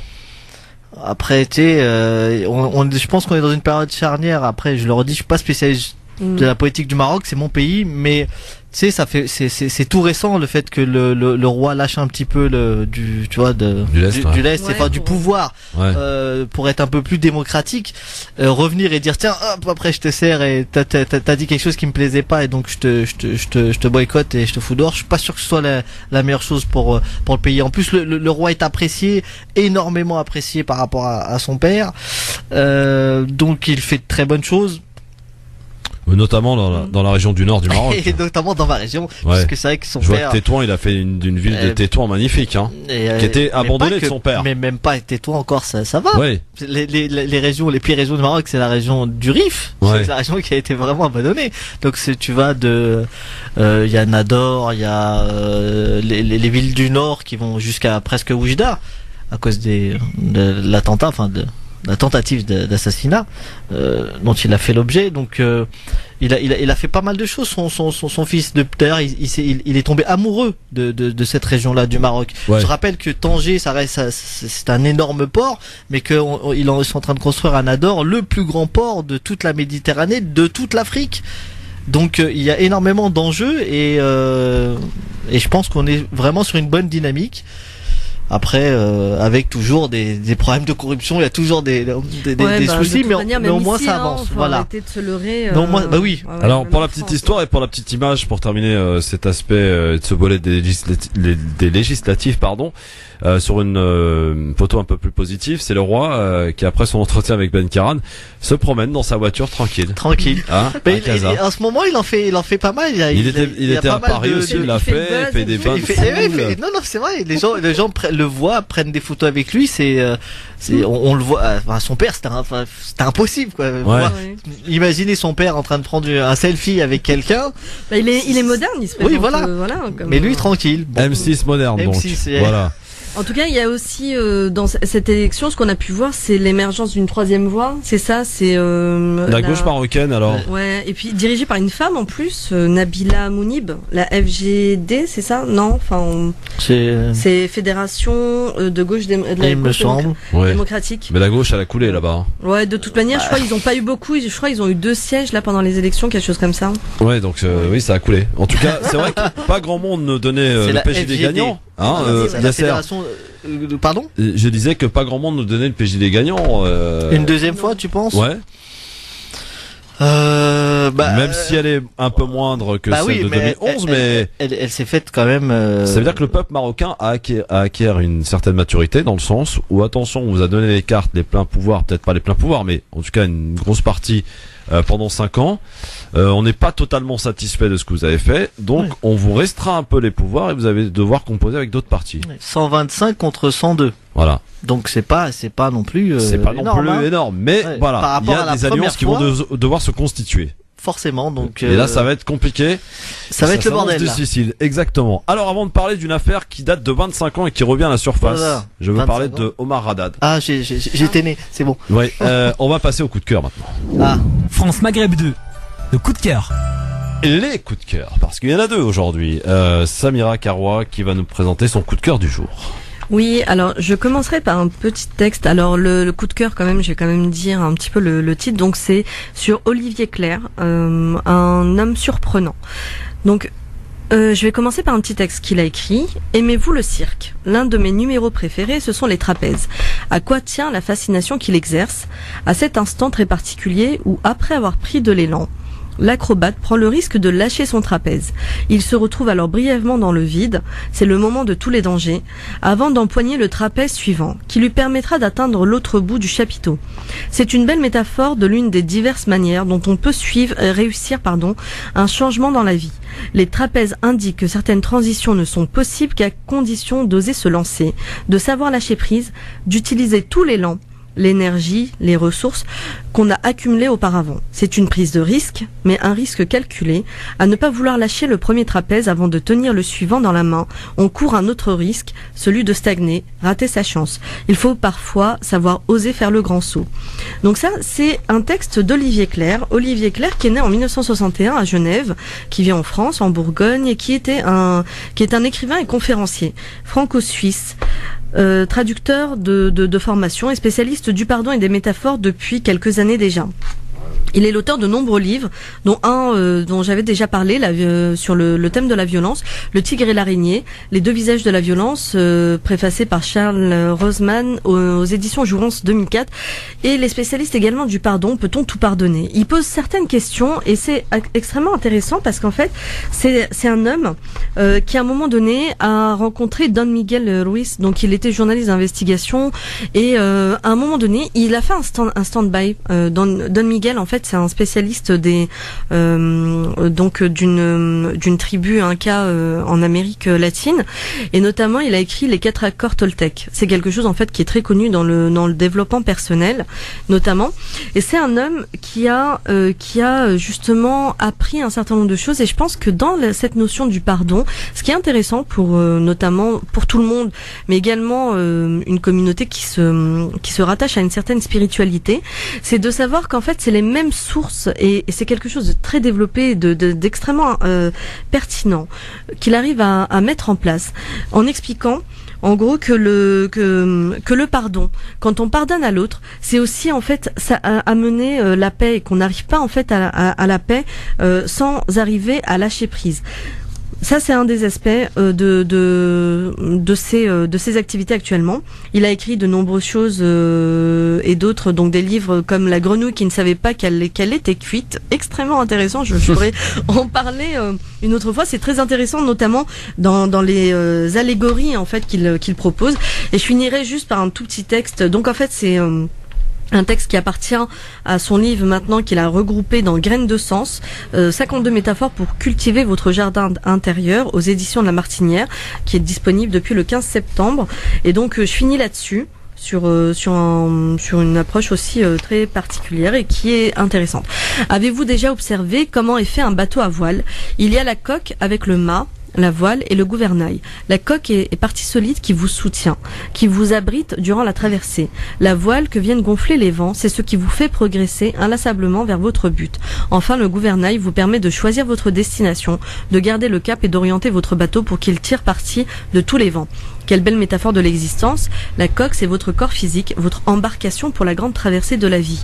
La voile qui se gonfle et vous pousse en avant, c'est le cœur, la force du sentiment. Enfin, le gouvernail, c'est le mental. C'est ce qui vous permet de décider, de choisir, de donner un sens à votre trajet, de vous fixer un but. Comme de bons navigateurs, sachez entretenir votre bateau, le corps, offrez vos voiles, le cœur, au souffle de la vie et tenez bon le gouvernail, l'intellect, en restant fixé sur votre destination. Bonne traversée. Wow, magnifique. Très très beau. Merci beaucoup Samira. L'auteur s'appelle Olivier Clerc. Olivier Clerc. C'est ça, voilà. Alors, Yasser, de quoi allons-nous parler avec toi? De la campagne de lutte contre le cancer du sein. Ouais. Alors en octobre donc 2016, sur ce mois, c'est la 23e année consécutive en France que l'association Le Cancer du Sein fait une campagne de lutte contre le cancer du sein. Alors, quelques données. Le cancer du sein est le cancer à la fois le plus fréquent mais le plus meurtrier chez la femme en France. On considère qu'une femme sur 8 y sera confrontée au cours de sa vie.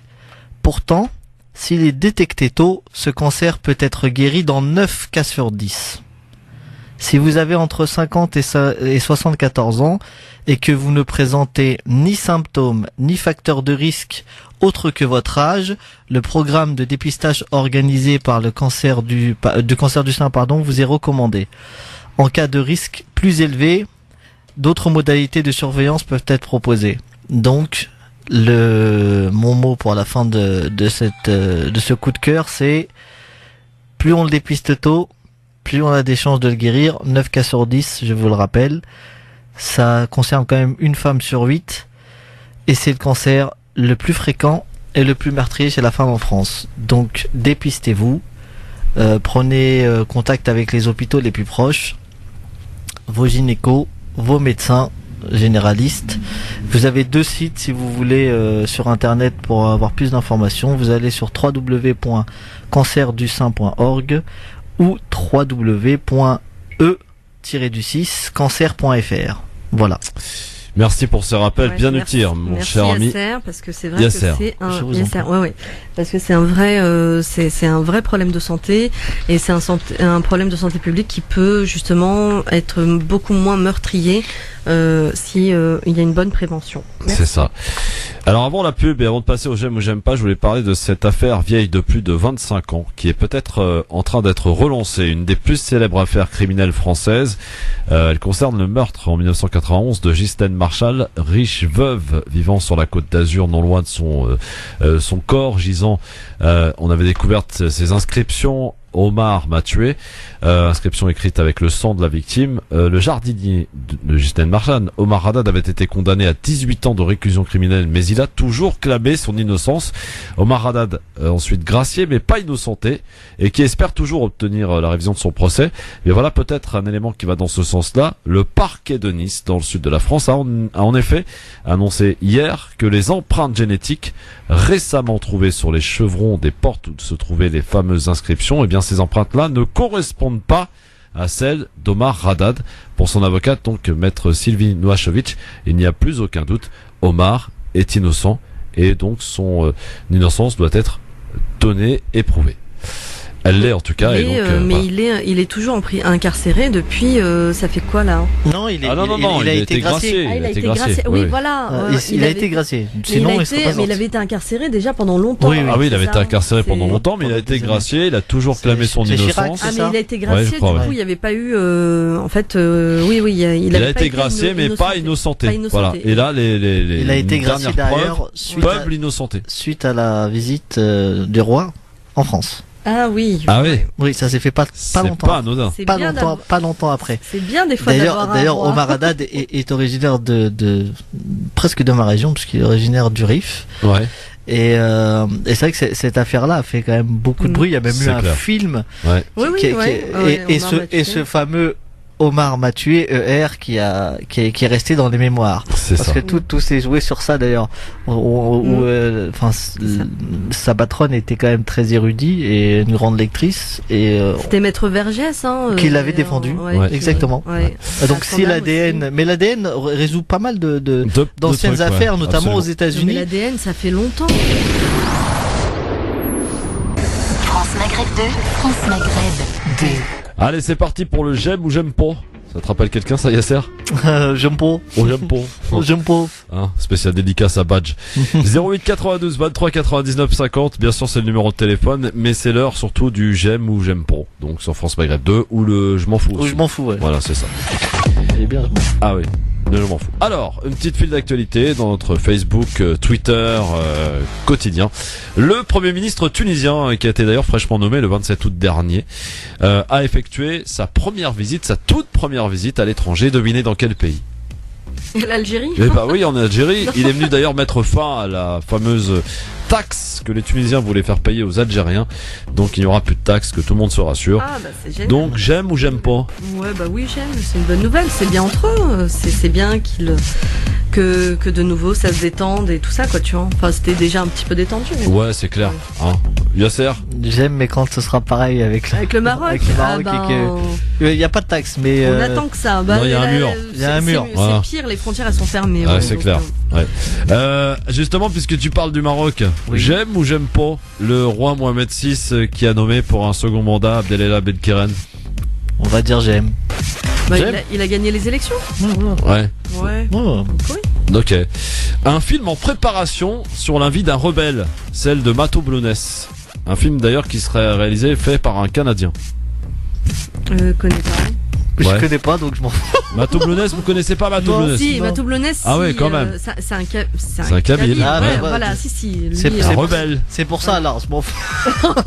je rigole, c'est une blague. Ouh, alors là, c'est une blague. Et les Algériens, les Kabyles. Attention, Zouetoloït, hein. Tu vas t'en faire des ennemis. Alors, je plaisante. Après le port de la Goulette en Tunisie, un bateau de croisière, écoutez bien, a fait escale au port d'Alger.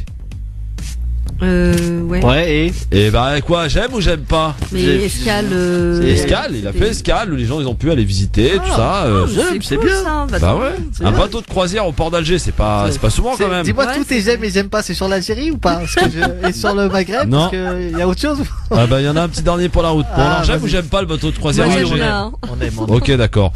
Et ben tiens, pour terminer, c'est Robert De Niro. Tout le monde connaît Robert De Niro. Oui. Hein, Il parle de Trump. Alors écoutez bien ce qu'il dit. Trump est un porc, un chien et un minable. Et il rajoute, j'aimerais bien lui foutre mon poing dans la figure. J'aime ou j'aime pas? J'aime. Ben moi je peux comprendre qu'il puisse l'énerver. Maintenant j'aime pas les insultes comme ça, donc j'aime pas sur la forme et puis voilà. Je le vois bien le faire avec la tête, tu vois. Ouais c'est ça. Mais... De Niro. Non mais je pense que faut pas dénigrer. C'est quoi le meilleur film de Casino? Et puis on sait pas. De Niro. Casino? Non. J'aime beaucoup cet acteur. Ouais. Casino? Non mais il en a plein. De Niro, il était excellent. Mafia Blues. Il y en a un. Mon beau-père et moi. Mon beau-père et moi, j'ai beaucoup aimé. J'ai bien rigolé moi. C'était dans le versant humoriste. Il y en a eu plein d'ailleurs. Sympa. Mais il était bon à l'époque quand il était dans la mafia, ça, Mafia Blues, ça c'est bon ça. Ouais. Mais Casino, ça reste le meilleur. Quoi. Pour toi, c'est Casino. Ouais. Bon, après, chacun ses goûts. Ouais, non, pas mal. Mais il a fait de bons films. Demain, à cette même place, à votre place, donc celle de Samira Karoua, qui est coach en développement personnel et organisatrice d'événements, et celle de Yasser Malek, délégué hospitalier, il y aura Hakim Rahal. Et il y aura aussi Ousmane Timera. On peut le dire direct, deux grandes gueules de la team. Voilà. Et on recevra demain monsieur Alexis Bachelet, qui est un député qui est parti avec 3 députés en Palestine pour faire un rapport dans le cadre d'une activité parlementaire, pour faire un rapport parlementaire sur l'eau en l'occurrence. Très intéressant. Donc demain, on en parlera avec. C'est l'ami de Badr, ça, non?